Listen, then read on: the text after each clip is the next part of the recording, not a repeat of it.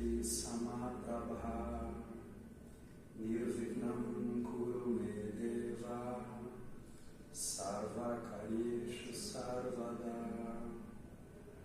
Om Sadashiva Samarambham Shankaracharya Madhyamam Asmadacharya Paryantam Vande Guru Paramparam Om Sahana Vavatu Sahana Bhunaktu Sahaviryam Karavavahai Tejasvinavati Tamastu Mavitvishavahai Om Shanti Shanti Shanti Om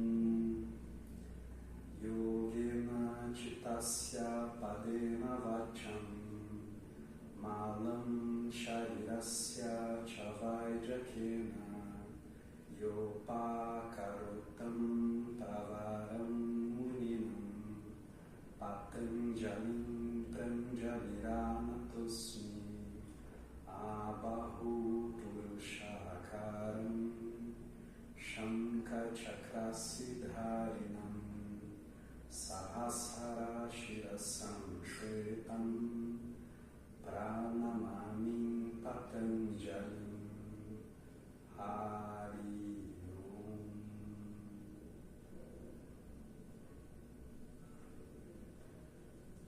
Então, daí a gente faz o mantra. São vários mantras diferentes. Por que eu faço cada mantra específico? Porque os meus professores fazem, os professores deles faziam e eu faço. Então assim segue a tradição. A gente começou fazendo um mantra para Ganesha. Ganesha é esse que abençoa os inícios. Então, a gente começa a estudar, reverencia Ganesha que está lá. O segundo mantra, o Sampradaya, que a gente estuda, eu, o Wilson, a Paula, que é o Sampradaya da Glória, que é o Sampradaya da Glória, do Swami Rayananda, que vai subindo até Shankara. Então, sempre que a gente vai falar de filosofia, é legal e importante a gente falar de onde é que está saindo aquele conhecimento, aquele conteúdo. Tá. Então, isso. A gente faz o mantra para Ganesha, para os mestres. O Sahana Vavatu é para que o estudo aconteça de uma forma tranquila, que vocês consigam entender o que eu estou falando, que não haja desavença entre nós. Então, Sahana Vavatu abençoa. E no final a gente fez um mantra para Patanjali, que como a gente é um estudo do Yoga Sutra, e ele é o cara que organizou o texto, ele não criou nada de novo, o conhecimento veio dos Vedas, a gente reverencia também Patanjali. Então, resumindo, é porque a gente tem a luz para o nosso estudo, que o estudo seja protegido e que tudo funcione bem. Tá? Bem resumido. Reforçando, precisou sair liberado, a gente abana aqui sem problemas. Uma coisa que eu queria falar, então, tudo que eu for apresentar, que eu disser, não é nada da minha cabeça. Nada eu coloco a opinião do Rafael. Tudo sai desse texto, do Yoga Sutra, e tudo que eu explico, os exemplos que o Yoga Sutra tu não consegue. Uma pessoa que nem eu, que sou um iniciante, eu não consigo pegar a transliteração e entender o que o autor está falando, porque é complexo, é muito resumido. Então, o Yoga Sutra que eu aprendi vem desse Sampradaya que eu estudo direto com agora. Tudo que eu falar é embasado nesse livro aqui, principalmente, que é um Yoga Sutra traduzido direto do sânscrito para o português, que é bem raro. Normalmente a galera pega um texto em inglês, em alemão, em espanhol, e daquele texto é traduzido para o português. Então, esse livrinho aqui, depois quem quiser pegar o nome, vale ouro. Que é a tradução e explicação do Yoga Sutra pela glória dos de Vedanta. E outra coisa importante, né? Além além de não inventar nada na minha cabeça, tem pessoas aqui que eu tenho uma relação bem íntima e pessoas que eu não conheço direito. Então tudo que eu for falar é sem a intenção de magoar ninguém. Às vezes a gente escuta uma coisa, cansou de acontecer comigo, deve acontecer com a Paula, com a Chama, com a Bia. Acabou uma aula e o aluno te chamar e falar assim, tu falou uma coisa direto para mim, foi uma indireta, negativa. A pessoa precisava escutar aquilo de algum jeito, aquilo foi dito, chegou a informação. Então assim, antes de falar qualquer coisa, eu já peço desculpas. A gente vai tocar em pontos sensíveis e não é nada pessoal, tá? É importante que seja dito também. E a terceira coisa, do mesmo assunto, a gente senta aqui, a gente escuta. Tem pessoas que estudam comigo a vida inteira. A gente estuda com os mesmos professores. Se o que eu for escutar a partir de agora não fizer sentido para mim, não serve. Então não é porque eu estou dizendo uma coisa aqui que saiu do Yoga Sutra, que a Glória me explicou, que o Bruno nos explicou, que aquilo precisa fazer sentido. Que não fizer sentido para mim, que não tocar meu coração, eu deixo de lado.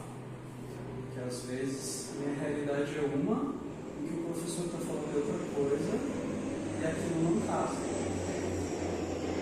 Eu vou aproveitar esse gancho para falar do Yoga Sutra. Então esse estado de yoga que a gente chama de moksha, de kaivalya, que seria a liberação, ou alguns chamam de iluminação, isso não é um estado místico. Outra coisa que é importante, se aquilo que o texto está apresentando não faz parte da minha experiência, não é yoga. Então assim, segundo o sutra, o segundo, o terceiro e o quarto sutras resumem praticamente o conhecimento todo. Segundo o sutra, definição de yoga. Yoga é o recolhimento da atividade da mente. Tá? É isso que diz ali literalmente, e é isso que a gente diz para uma pessoa, que nem tinha uma aluna da Binha ontem, que era a terceira aula de yoga, ela caiu numa aula aqui comigo. Nossa, fiquei super emocionado. Para essa pessoa a gente diz isso. Yoga é o recolhimento da atividade da mente. Por causa de vocês que não são iniciantes, que são iniciados, o que Patanjali quis dizer ali é que eu não devo me identificar com o movimento da mente.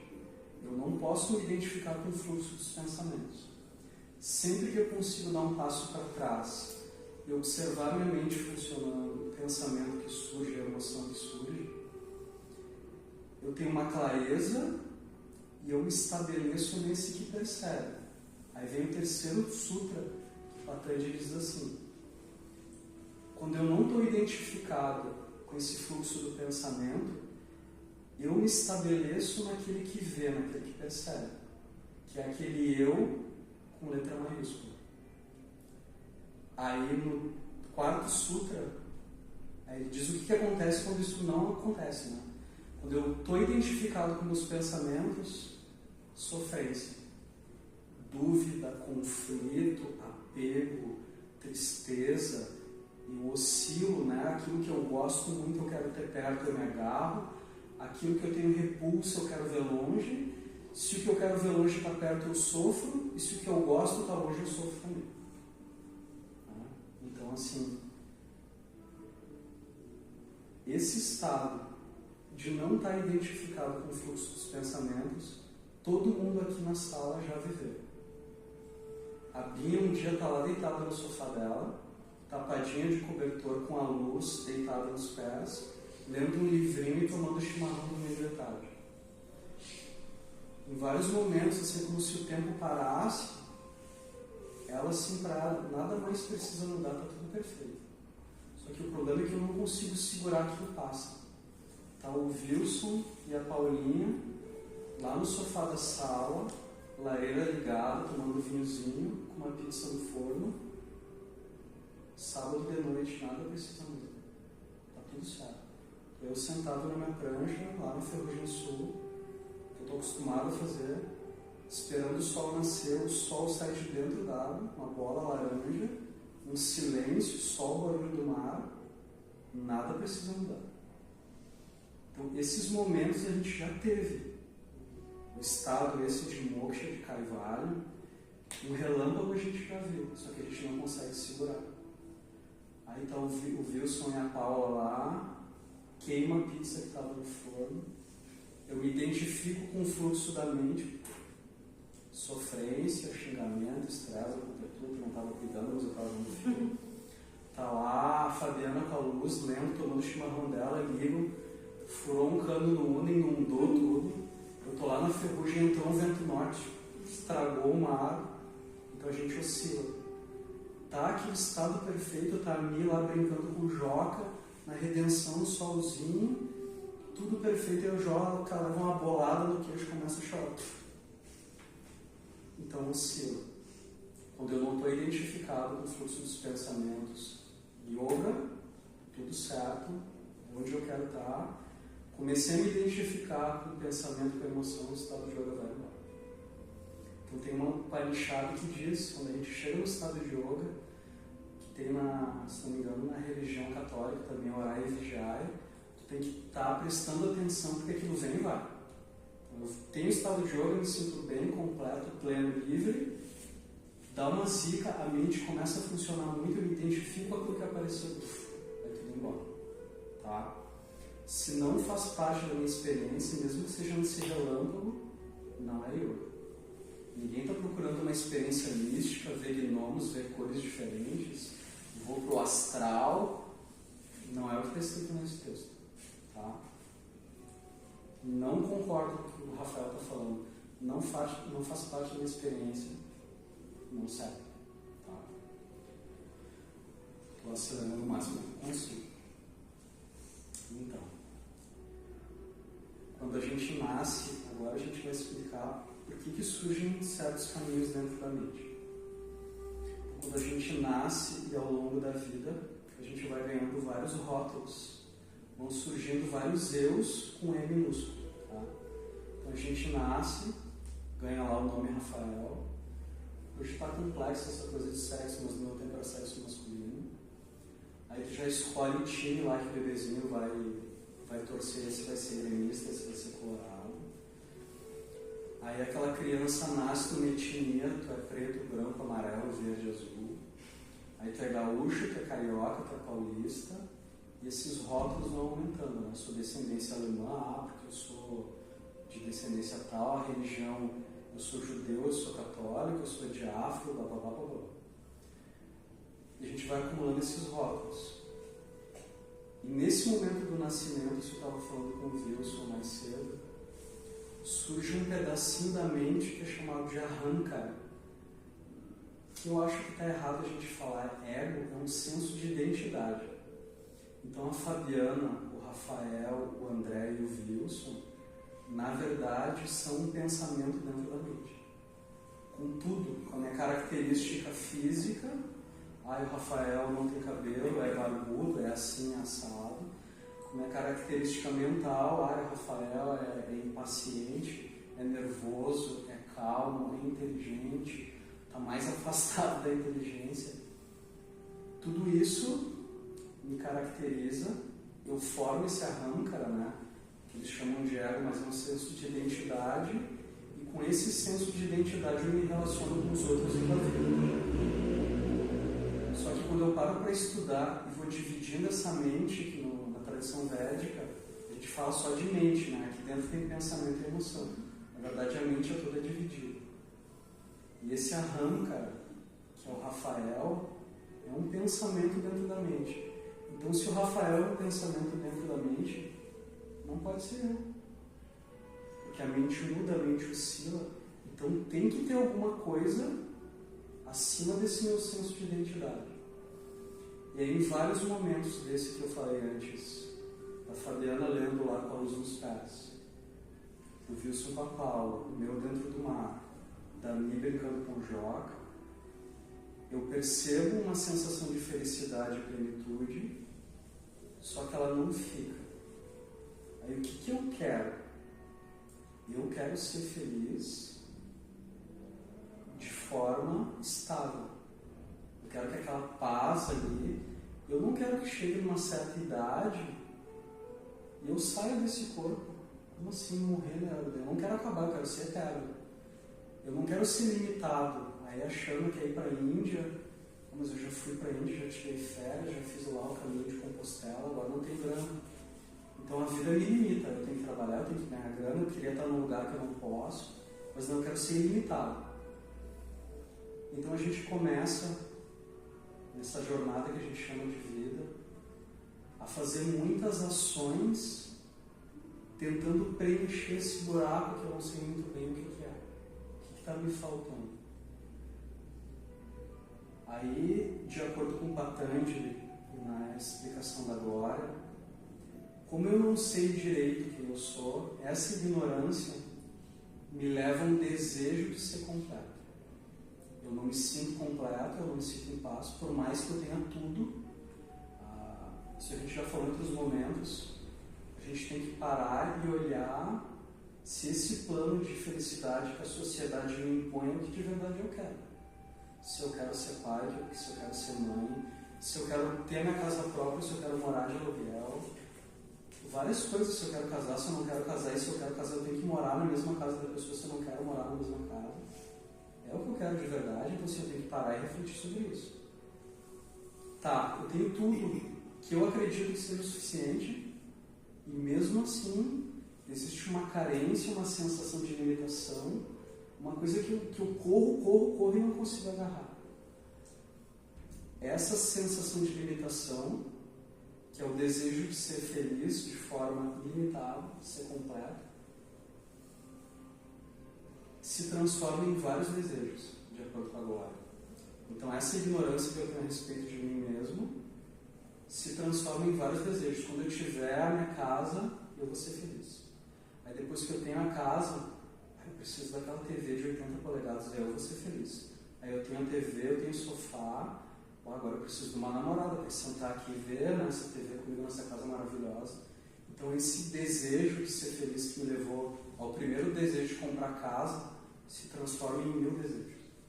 Então o desejo gera uma ação, essa ação gera um resultado, né? O Rafael foi lá, comprou a casa, e o resultado de ter a casa vai me levar a fazer mais desejos, porque eu quero mais coisas para casa e mais ações. Esse correr em volta do próprio rabo, a tradição védica é chamada de samsara.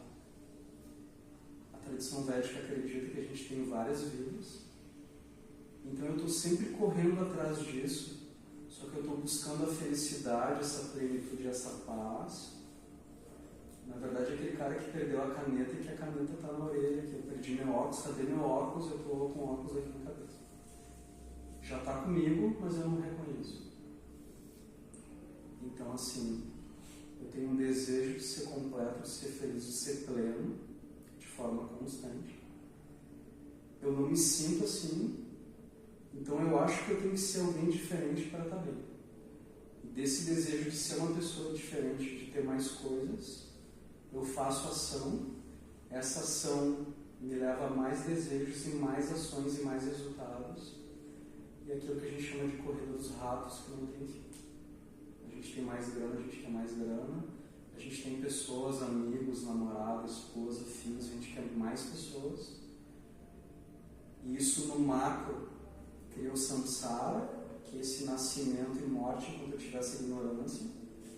E no micro eu vou criando caminhos dentro da minha mente, que aí o Patanjali chama de samskara, que algumas pessoas chamam também de vasana, que de acordo com a glória é a mesma coisa, que a palavra samskara significa ativador. Então, de tanto fazer a mesma coisa, de ter as mesmas reações, os mesmos hábitos, eu vou criando caminhos rígidos dentro da minha mente. Eu decidi fazer uma coisa, eu vou dar um exemplo positivo primeiro. Eu quero meditar todos os dias às 5 da manhã. Para quem já tentou fazer, não é fácil. Então no começo tem um esforço, mas é deliberado. Eu pego meu telefone, coloco lá, levanto no primeiro dia, xingo todo mundo. Se eu for casado, tiver namorado, a pessoa vai me xingar, eu vou xingar a pessoa, vou sentar, vou meditar, vou bocejar, não vou me concentrar. Segundo, terceiro, os dias vão passando. É que nem a água, quando vai, a gente chove e a água começa a descer do morro. Aos poucos vão sendo criados canais, e quanto mais profundo vai ficando esse canal, a água não desce mais espalhada, ela desce só por ali. É isso que eu vou criando na minha mente. Quando eu vejo, eu tenho esse samskara positivo, que é acordar às 5 da manhã e meditar. No começo foi intencional, foi voluntário. De um ponto para frente, é automático. Eu acordo às 5 da manhã, medito e levo o meu dia. Só que assim como eu posso ter um samskara, um vasana positivo, eu posso ter um negativo. Então, as coisas mais simples, né? Eu vou um dia dormir até um pouco mais, eu vou deitar mais tarde porque eu estou vendo uma série no Netflix. Foi deliberado, eu escolhi. Aí no outro dia eu acordei cansado porque tinha que trabalhar. Eu vou repetindo aqui, mas essa série está muito boa, eu vou maratonar essa semana e vou acabar essa série. Esse samskara negativo foi criado dentro da mente, então antes, eu conversei com a Paulinha essa semana, eu tenho que ter 8 horas de sono para ficar bem e eu me acostumei a dormir 6, 5 horas, porque eu criei esse vício de ver série até tarde. Isso vai acarretar para mim, vai desorganizar toda a minha vida, o meu corpo, a minha mente vai ficar desorganizada. Isso ganha uma força. Então a Glória fala que às vezes a gente se samskara, esse caminho engessado da mente, de seguir esse mesmo fluxo, ele pode estar manifestado e eu perceber, ou eu posso estar no automático, eu faço coisas que não são mais a minha vontade, só que elas continuam se repetindo. Isso é um problema, porque quem já tentou mudar um hábito, sair de um padrão, e ela dá um exemplo de Arjuna, quem já estudou a Gita. Acho inclusive que o nosso próximo encontro, depois eu vou falar com a Fabiana, a gente vai fazer uma introdução à Gita, que é um texto. Que tem Arjuna, que é o personagem ali, ele é o aluno, é o discípulo, e tem Krishna, que é o professor. A guerra para, eu não vou me aprofundar nisso, mas a guerra para, dá um pausa na guerra, porque Arjuna ficou confuso de qual era o papel dele naquela guerra. E dentro dos muitos ensinamentos, Krishna começa a explicar para ele sobre a mente no capítulo 6. E Arjuna, que era um cara da época dele, ele era o cara, ele era o maior guerreiro, todos os homens queriam ser Arjuna, todas as mulheres queriam casar com Arjuna. Ele era sábio, ele era focado, ele seguia o Dharma. E chegou num momento ali da Gita que ele disse para Krishna, que é o professor, que é o discípulo, eu decidi internamente que eu não ia mais fazer isso, que eu não ia seguir esse caminho. Deliberadamente eu decidi.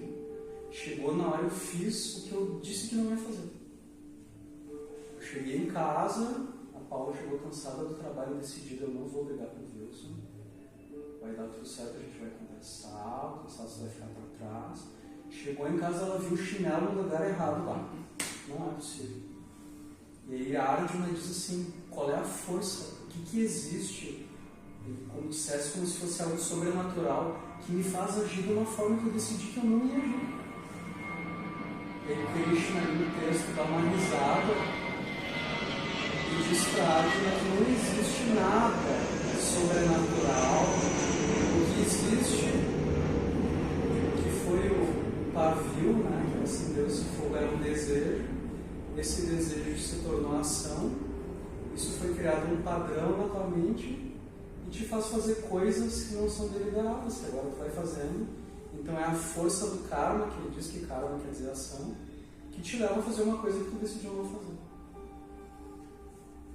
Então, se espelhando nesse cara, que é um cara, o que sobra pra gente? Quando tu quer mudar um padrão criado dentro da mente. Eu vou começar a me alimentar melhor, eu vou começar a tomar mais água, eu vou parar de fumar. Às vezes, certos padrões, eles foram criados que me levam para uma coisa que de verdade eu não consigo controlar, que que é o caso assim, de uma síndrome do pânico, de uma ansiedade, de uma depressão, que aquele vínculo lá na montanha ficou muito profundo. A água vai sempre por ali. Então, Krishna na Gita, Patanjali no Yoga Sutra, eu tenho que fazer uma prática, aí entra a Abhyasa, que pode ser essa prática no tapete, que me tire desse padrão automático, que me direcione para um novo caminho. E aí o que é dito? Eu não consigo apagar um caminho, eu só consigo substituir um hábito por outro. Então, um samskara, que é esse caminho engessado da mente que me leva sempre para o mesmo lugar, eu tenho que substituir aquilo ali por alguma outra coisa. Deixa eu ver se eu não perdi nada. Tá, é isso.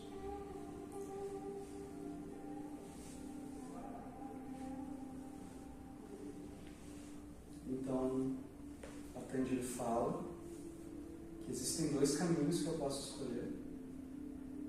Eu posso continuar fazendo tudo no automático, dessa forma que está pré-estabelecida no meu subconsciente, que eu vou sempre para o mesmo lugar.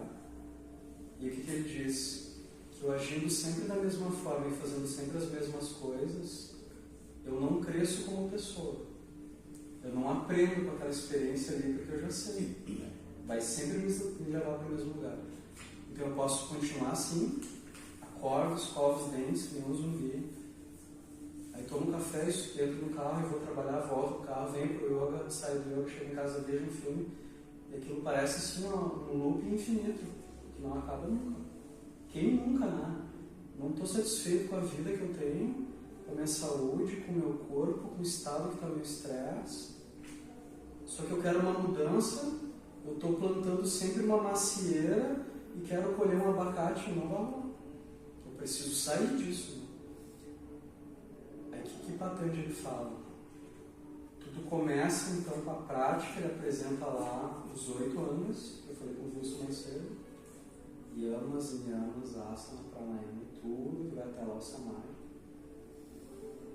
E ele falou, eu preciso primeiro, então quando a gente começa a meditar ou a praticar yoga, você já tomou banho no Ganges, eu acho? Em Rishikesh ali? O que a galera fala? Quando a gente começa a praticar meditar, o Ganges, a gente tem nossa noção de rio, às vezes meio distorcida. O Ganges é perto da nascente, onde a Shana entrou. É gelado, mais gelado que o nosso mar aqui do Rio Grande do Sul. Dizem que é uma correnteza horrível, que tem tipo umas gargalinhas que tu tem que ficar, se tu for lá pro meio do Ganges mesmo, correnteza te leva. Então eu começo a praticar, a meditar, isso eu falei com o Wilson. Tu te sente dentro de um rio com uma correnteza e passando tronco, e tu não sabe se é um tronco, se é um jacaré, e tu tá apavorado, e toma água e a água tá gelada.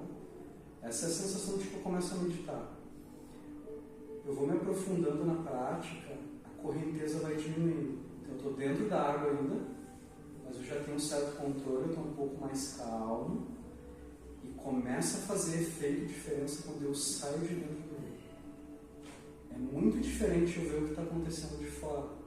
Então a gente começa a praticar, tu está muito ali identificado com o corpo e com a mente, porque eles são instrumentos muito íntimos para mim.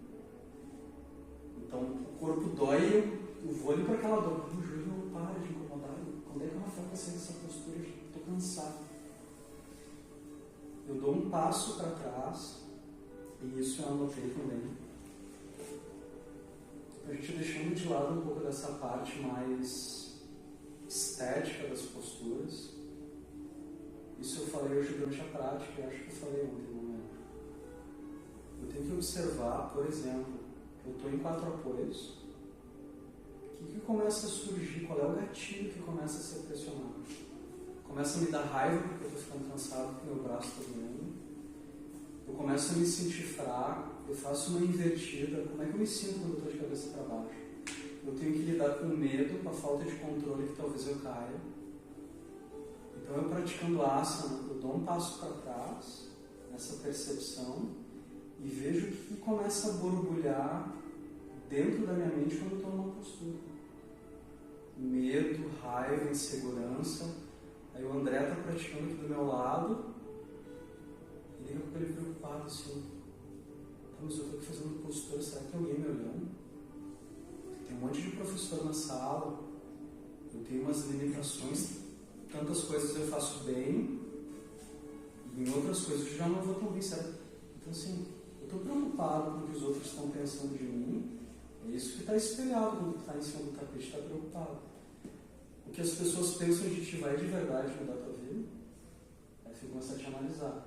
Tá, eu estou numa invertida. O professor soltou minhas pernas, eu comecei a fazer invertida sozinho por causa da Paulinha. Eu tenho controle até certo ponto, talvez eu caia. Tudo bem, eu entrego para esse medo que está dentro de mim e talvez eu caia. Eu fico tenso e não consigo nunca conquistar a postura de verdade.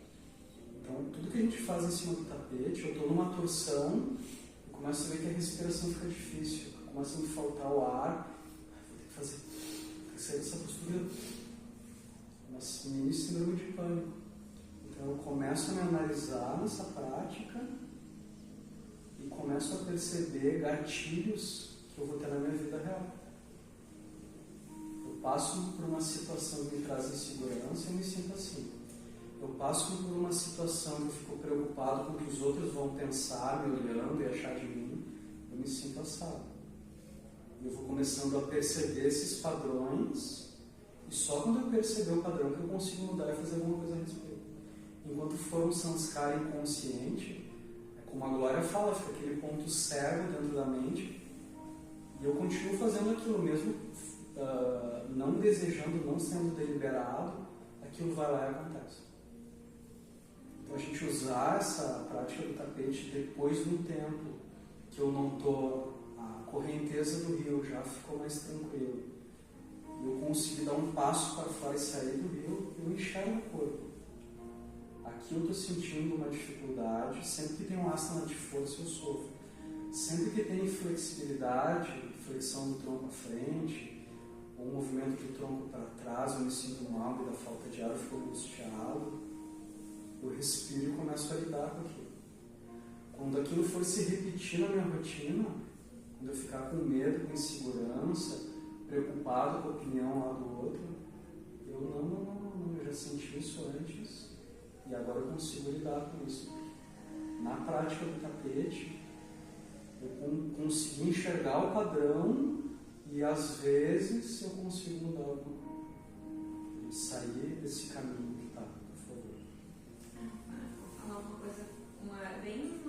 Uma prática disso que você está falando que aconteceu hoje comigo, que as posturas de força são as mais desafiadoras para mim, né? E aí a gente estava ali na prancha e aí o corpo começa a tremer assim, né? E dá aquela angústia, quero sair daqui, o Rafa não vai mandar a gente sair daqui, eu acho que eu vou colocar meu joelho no chão. E começa a mente, né? E aí, como faz pouco tempo agora que eu fiz uma caminhada que foi bem desafiadora para mim, o que a minha mente associou? Não, eu estava há poucos dias, longe de tudo e de todos, caminhando algo que era muito mais difícil do que essa prancha. Então, se eu conseguir lá, eu vou conseguir aqui. E aí vem a força da mente, ou vice-versa, né? Tem coisas que a gente precisa de força para a vida que a gente tira daqui, né? E aí eu, não, vou seguir mais algumas respirações. Aí daqui a pouco o Rafa tá, o joelho no chão, voltei, cadê o ponto? Graças a Deus. Né? Então a gente vai fazendo essas associações, né? E tem botões que vão sendo apertados, a gente vê disparar uma ansiedade, uma melancolia, um medo. Só que eu tenho que me familiarizar com aquilo que está acontecendo, essa dificuldade, seja lá o que for. Só que várias vezes, por incrível que pareça, aqui acho que todo mundo tem mais de 20 anos, né? Isso já deve ter acontecido na minha vida muitas vezes. Eu senti medo, eu senti dificuldade, assim, cansaço, resistência em relação a alguma coisa. Só que acontece várias vezes e parece que está sendo a primeira vez. É a primeira vez que eu estou sentindo medo, é a primeira vez que eu estou ansioso num trabalho novo, é a primeira vez que eu saio de uma empresa e não sei se eu vou conseguir em seguida. Eu tenho que me familiarizar com isso que está acontecendo. Não é a primeira vez que eu sinto raiva. Não é a primeira vez que eu fico feliz, que acho que nunca vai passar essa apaixonante no outro dia. Isso aconteceu com uma amigona minha lá de Garopaba, que também já está nos seus 40 plus. E ela acabou faz pouco um namoro. E ela me chamou para conversar, estava super mal, prof de yoga, trabalha, é sensacional. Tá, nossa, tem toda a minha admiração. Mas estava num sofrimento que eu esperei ela se acalmar, né, primeiro, soluçar.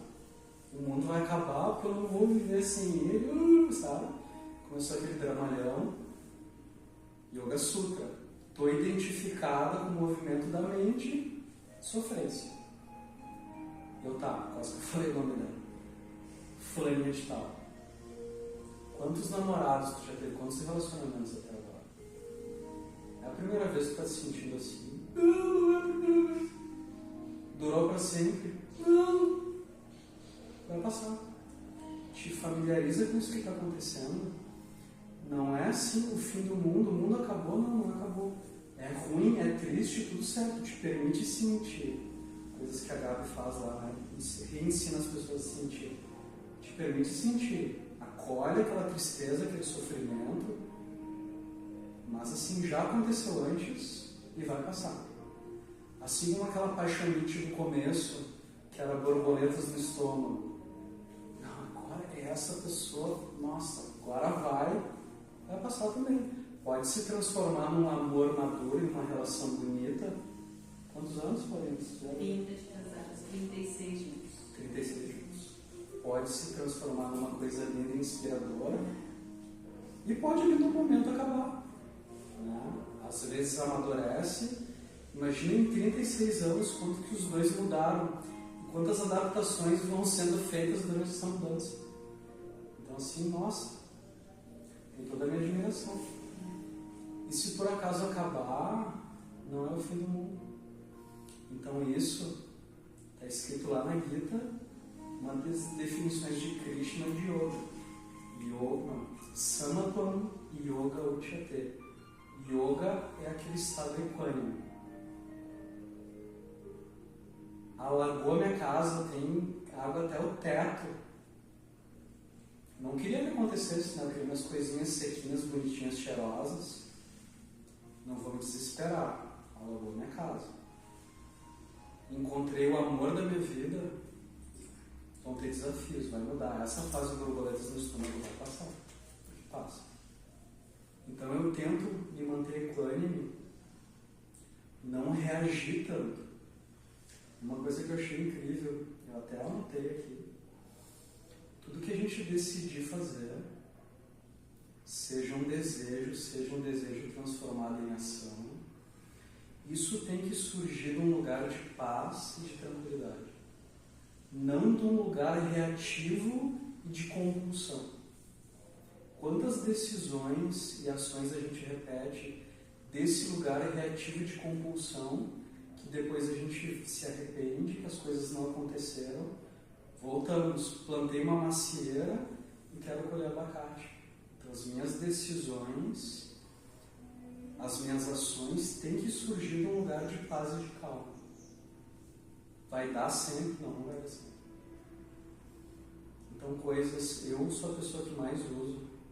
A Isabela, que anda comigo de carro, é pressão para baixo. Para mim, trânsito é o teste maior do ser humano. Tá? A Isabela que brinca com todo mundo, tá tão calminho, tá assim, tu é professor de yoga. Meu, no trânsito, tem um desenho do Pateta, que o Pateta entra no carro e se transforma. Não é o trânsito em si que me incomoda, é a falta de respeito e de educação das pessoas e falta de habilidade. Em Garopaba, por incrível que pareça, baixa temporada agora, tem horas que passa a bola de feno na rua, não tem nada acontecendo. É o trânsito mais perigoso que eu já dirigi. Disparado. Porque assim, as pessoas não querem saber. Eu ando aqui e falo no telefone, e vou entrar na sua, vou entrar naquela, vou entrar nessa, eu vou atrás. E agora faz um tempo, já fazia 1 ano e pouco que eu morava lá. Antes eu tinha vontade de pular no pescoço da pessoa. Um professor de yoga, que é professor de yoga, fala os perrengues também. Eu tinha vontade de pular no pescoço da pessoa. E um cara fez lá, tem um cruzamento, uma barbaridade tão grande, que eu pensei em descer do carro e literalmente pular no pescoço da pessoa. E o cara ainda parou do meu lado. Agora o cara vai falar uma gracinha. Deu, não. É só que eu preciso tirar o cinto aqui, ligar o alerta. E o cara numa doçura. Cara, eu tô cheio de problema. Minha cabeça não tava aqui. Pelo amor de Deus, me desculpa. Eu fiz aquilo me desarmou na hora. Aquela vontade de, sabe, e aquilo foi uma lição tão grande. Sempre que alguém daquele momento para frente faz alguma coisa, vou confessar, às vezes sobe um calorzinho. Mas aí quando sobe o calorzinho, eu penso assim, ó, aquela pessoa pode estar cheia de problema. Ela pode não ser como está parecendo, um mal educado, né? Então, assim, eu vou dar para ela esse espaço, né? Isso a gente pode fazer em relação a tudo, né? Isso é uma lição de Vedanta que eu tento colocar em prática há milênios, que aprendi com a Glória, que aprendeu com o Swami Dayananda, que aprendeu com o Swami Chimayananda, que aprendeu com o Swami Tapovleva e que é para Shankara, que aprendeu do Shiva. A gente tem um nó no nosso coração que nos aperta, a gente desfaz esse nó do coração e acolhe e melhora as situações e as pessoas que a vida vai apresentando para a gente. Não é fácil, não é fácil. Mas situações dessa do carinha que, nossa, botou o ego dele no chão, sapateou em cima, pediu desculpa. A atitude foi amorosa de uma forma que me desarmou e, além de me desarmar, me deu uma lição assim. Foi um yoga que no tapete eu não tive uma lição de dentro. Então, assim, que a gente tenha uma clareza, sempre que for possível, dos nossos desejos, ações, venham sempre de um lugar de paz e de tranquilidade. Principalmente aquilo que é muito importante. Tem uma decisão muito importante para fazer. Está num momento, eu já tive nesse momento, eu não estou num relacionamento. Às vezes não é o momento de conversar. Não é o momento. Eu falo para a pessoa, agora eu não estou com a clareza, com o amor necessário para a gente tratar desse assunto. Vamos falar disso depois. O que funcionava muito para mim era movimentar o corpo, era sair para dar uma corrida, ir para academia, sentar para meditar, e eu voltava para o meu normal. E a gente, estando os dois no normal, a gente conversa. Estão as duas pessoas fora do seu normal, fisicamente a gente está pertinho, mas está um coração lá e outro lá. Tanto que a gente tem que gritar. Né? Tá gritando, acabou. Acabou. Depois a gente fala. E vão ter pessoas que não, vamos resolver isso agora. Aconteceu comigo. Negativo. A gente não vai resolver isso. Os dois estiverem, tá um bem, outro mal, os dois mal, não tem. As decisões, as conversas, os desejos têm que surgir para um lugar de paz e de tranquilidade. Inegociável. E o que eu noto quando eu venho para cá é que esse ambiente assim, de cidade grande, trânsito, ambiente corporativo, isso vai nos tirando uma sensibilidade. A gente se endurece porque senão a gente enlouquece. Barulho, poluição, trânsito. Só que quando eu me endureço, eu me fecho, aí eu aperto aquele nó do coração, eu me fecho para aquilo que é ruim, que eu não quero, que é a violência, que é a falta de segurança, que é o trânsito. Só que eu me fecho para o resto. Então eu paro de sentir aquela empatia. Eu já esqueci que no caminho para o trabalho, a minha direto da ponte lá faz umas fotinhas pelo sol, nascer do sol. Eu tenho que me sensibilizar de novo. E eu tenho que criar um filtro.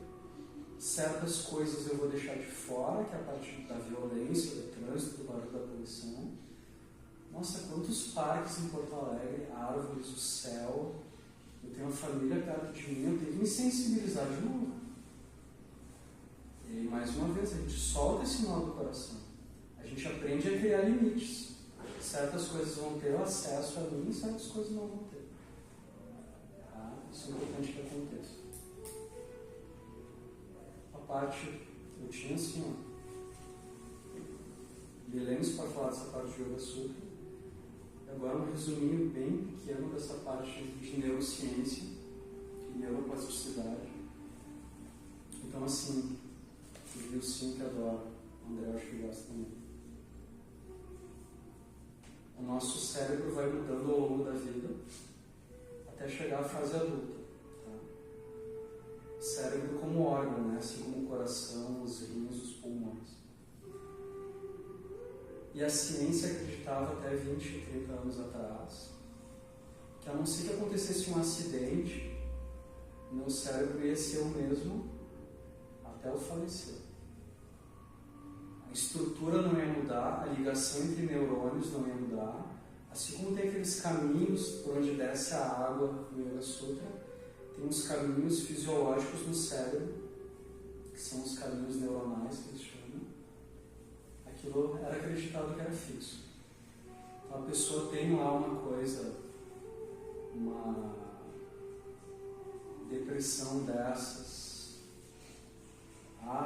vem geneticamente, meu pai tinha depressão, meu avô tinha depressão, a minha mãe, a minha avó tinha insônia, eu vou ter insônia, porque está no meu caminho genético, eu nasci, porque eles são os caras, e eu vou ter que tomar remédio, eu vou ter que lidar com isso, porque não vai mudar.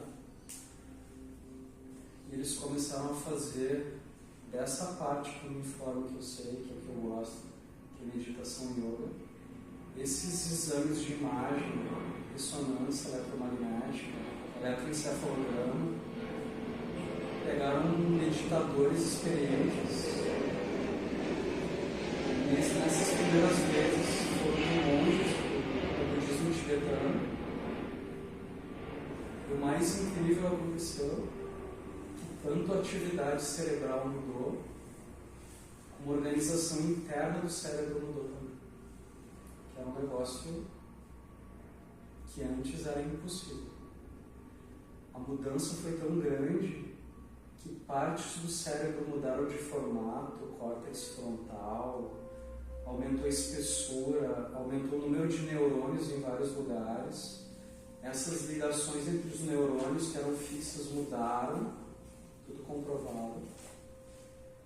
Então assim, foi uma descoberta, isso já vem sendo visto agora com yoga, com prática, coisas inacreditáveis. Então assim, além dessa prática, Gabizinha, que a gente conhece, o yoga, a Shana deve concordar comigo, a Paula, todo mundo que dá aula, a Fabiana, o yoga não precisa de comprovação científica nenhuma. Funciona há muito tempo, e todo mundo que está dentro dessa sala é testemunha que a coisa funciona. A gente não precisa de tudo isso que está aparecendo para certificar, não, yoga é legal, yoga funciona mesmo. Mas é muito válido a gente enxergar por um outro olhar, né? Que o cérebro se modifica, a estrutura, as ligações entre os neurônios se modificam.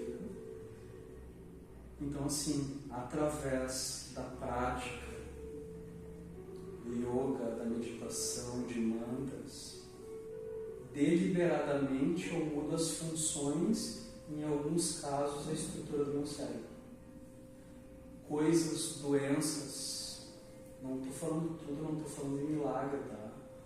Vários tipos de esclerose, Parkinson, câncer em alguns estágios, que eram coisas ligadas a esse material genético, DNA, molécula. Todos esses estudos estão comprovando que eu consigo modificar. Que é uma coisa assim, que jamais alguém pôde sonhar que era possível. Todos os tipos de câncer, de Parkinson, Alzheimer, tem solução, eu vou fazer yoga. Não vou. É possível. A prática, a gente reduzir muitas vezes sintomas, e tem casos em pesquisas sérias milagrosamente desapareceu. Tá? Então, isso é uma coisa super recente. Todo mundo que lê artigo, até um pouco de exagero, Instagram, rede social, neuroplasticidade é a nova moda no momento.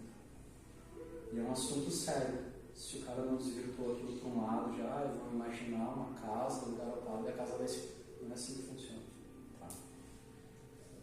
Uma pesquisa que eu anotei, depois eu vou pedir para a Vinha colocar no grupo um documentário no YouTube, que a tradução é a ciência por trás do yoga, que mostra as pesquisas dos caras, cheio de eletrodo lá. Dá para botar a legenda em português. Eles pegaram 2 grupos, com os mesmos sintomas lá, depressão, ansiedade, etc. Um grupo não fez nada e outro grupo começou a praticar yoga, pensa bem, 12 minutos por dia, durante 6 semanas. 12 minutos.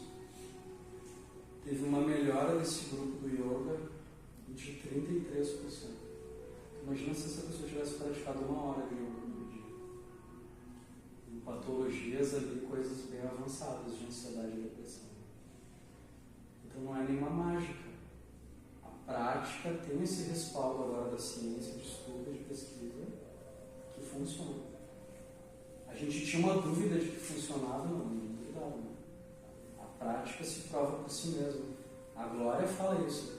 A gente não sai nas casas, viu, se a pessoa não está preparada para receber Vedanta. Tudo bem que eu te falo um pouquinho sobre a Gita? O negócio é tão precioso que ele vai continuar vivo e funcionando para sempre. E a gente vai atrás do conhecimento. E outra, a Gabi falou que ela estava estudando com o Bruno, que é nosso professor também de Vedanta. Ela teve que dar uma parada. Porque às vezes eu não estou num momento de vida ali para escutar tanta verdade quanto aquilo está sendo exposto para mim. Então, eu dou uma parada, organizo aquilo dentro de mim e continuo. Então, assim, 12 minutos. Instalem um aplicativo ali do Instagram e vejam quantos minutos vocês ficam por dia lá. A gente volta para aquela coisa do samskara. Das primeiras vezes eu peguei o telefone, deliberadamente eu vou abrir o Instagram, estou com tempo, dei umas fotinhos, textinho, estou com saudade da orelha, vou entrar no perfil. Foi deliberado. Quantas vezes hoje vocês pegam o telefone, eu tenho que mandar um WhatsApp de trabalho, quando tu vê tu está no Instagram, aí tu larga o telefone e diz, negócio de trabalho. 1000 vezes. Eu tenho que ver que horas são. Tem umas mensagens aqui embaixo para responder. Respondi, tinha uma notificação do Instagram, aí ela, que horas você pega o telefone? Somos caras. Tá aquele ponto cego, uma coisa que para mim funciona, que eu fiz que é ridícula, retardada. Eu tenho várias organizações de menus e eu botei o Instagram lá no último. Porque se está na primeira, tu aperta no automático. Então ela não vai ter que passar um monte, achar um monte, meio de ícone onde é que está, para ter certeza que é aquilo que quer abrir. Então, assim, se a galera teve uma melhora fazendo 12 minutos, eu não posso, meia horinha do meu dia, sentar e ficar em silêncio comigo. Eu não posso me observar um pouco mais na prática. Uma coisa que eu falei com meus alunos de Garopaba, tu vai fisicamente bem, tu senta em meditação, tá bem, eu acho que eu tô bem, tá tudo certo. Se tu deitou na hora do Shavasana e tu não consegue parar, eu já vi um pessoal do mundo, a galera não praticou nesses 2 dias até passar. Parece uma coisa viva numa frigideira. Se eu quero ficar parado e não consigo, eu preciso olhar para isso. Não, Rafa, eu faço uma terapia, tomo meu remédio, tá. Não tá tudo bem. Se tu não consegue ficar 10 minutos parado contigo, não tá tudo bem. Eu acho que ele fala para a pessoa, eu falei, né? Ela manda bem, a pessoa se ofende. Não, eu faço invertido há 10 minutos. Eu medito todos os dias. Eu tenho que olhar para aquilo ali específico. Tem alguma coisa querendo sair, me arranhando por dentro, eu não consigo ficar parado 10 minutos deitado. Então, se a gente começar a se observar, 12 minutinhos, 33% de 1 hora por dia, nossa, conquistou o mundo.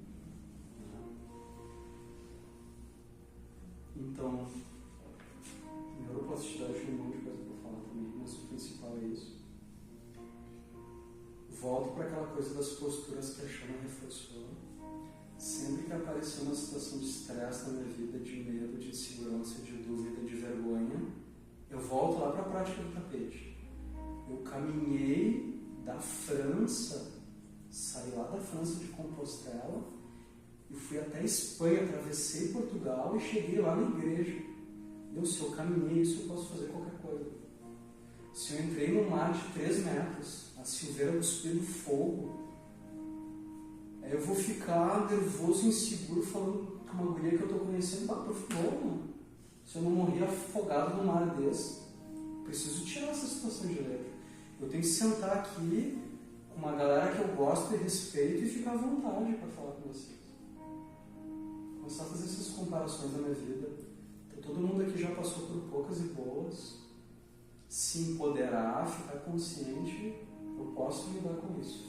E se for algo desconhecido que ainda não fiz, aí eu vou acreditar em mim, eu posso fazer. Talvez não dê o resultado que eu quero, mas eu vou me encorajar e vou fazer isso, seja lá o que for. Tá? E só para encerrar essa parte da neurociência, então tem toda uma parte científica, comprovação, os numerozinhos, 33%, 6 semanas, 12 minutos. Que a gente não fique agarrado nesse benefício da prática, de ficar menos ansioso, menos irritado, menos disperso. Quero ficar menos insensível. Estou lá dentro da caminhonete da Mara de novo. Passou minha ansiedade, a Fabiana estava com problema de insônia, está dormindo. Problema resolvido. Eu continuo dentro do carro esquecendo da Praia do Rosa. O yoga busca uma experiência que não é mística, sobrenatural. Tem alguma coisa lá que eu não alcancei ainda. Moksha, Kaivalya, seja lá como a tradição queira chamar, Nirvana. Eu sei de tudo isso, eu tive uma melhora, eu estou me sentindo fisicamente bem, eu estou dormindo bem, a minha relação com a minha esposa, com o meu marido melhorou, a minha relação com o meu corpo. Eu estou relativamente organizado psicologicamente. A Glória fala, a gente sabe, uma perfeição psicológica nunca vai acontecer. Até o finalzinho, o último lá, desligou o corpo, eu vou estar me trabalhando, eu vou estar evoluindo. Que eu não fique agarrado, então, nesses benefícios. Nisso que eu estava procurando no começo, porque agora eu sei que tem vários degraus que eu tenho que subir ainda. Que o objetivo do yoga é Kaivalya, é Moksha, é eu reconhecer uma diferença entre esse que eu sou, de verdade, e o Rafael. O meu emprego, o meu trabalho, o meu corpo, a minha mente, essa parte que muda e essa parte que você sente. O corpinho vai desligar, eu vou virar pó, e quem eu sou continua aqui. Tudo isso que eu estou hoje vai mudar em impermanente.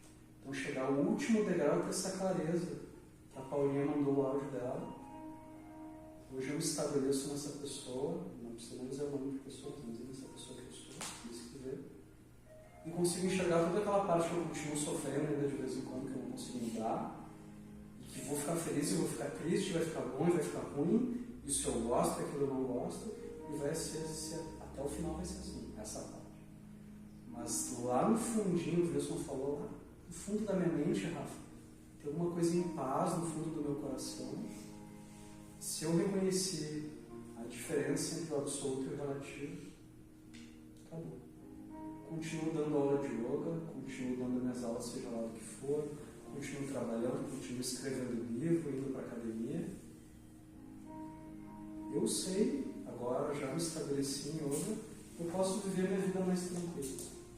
A Fabiana sabe que tal aluno não vai me fazer feliz, que esse vai me irritar, que esse é sensado, que vão surgir brigas, dificuldade financeira, ganhar na Mega Sena, perder dinheiro. O mundo vai ser sempre assim, bom e ruim. Mas eu, dentro de mim, O que for, eu levo essa paz e está tudo bem. Nada, a água não vai me molhar, o fogo não vai me queimar, o vento não vai me bagunçar. Aí eu descubro esse eu com E maiúsculo. Certo? Obrigado, querida. A gente vai sentar de novo com o tronco retinho, só para fazer o mantra final. Palmas unidas. Olhos fechados.